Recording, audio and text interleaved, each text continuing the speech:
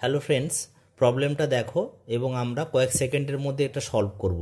এর জন্যই দেখো আমি অলরেডি লিখে রেখেছি, এটা নিয়ে আমার ভিডিও আছে যে সার্কাম রেডিয়াস অফ ইকুয়াল ট্রায়াঙ্গেলের কি হয়।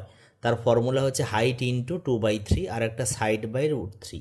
এবার দেখো আমরা হাইটটা যদি কোশ্চেনে দেওয়া থাকতো তাহলে আমি ইউজ করতাম, যেহেতু এখানে সাইডটা আমার দরকার পেরিমিটার বের করতে গেলে, সেই জন্য আমি এই ফর্মুলাটা ইউজ করব। তাহলে এটাই হয়ে গেল রেডিয়াস, তাই তো। আর তারা এখানে রেডিয়াসটা বলে দিয়েছে, তো এরিয়াটা বলে দিয়েছে, এরিয়াটা বলে দিয়েছে।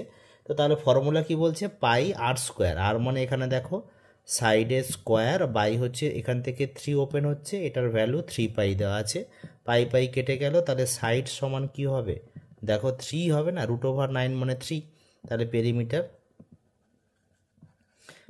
হয়ে যাবে 3 × 3 মানে 9 হবে। তাহলে এটা হয়ে যাবে অপশান বি। Thank you.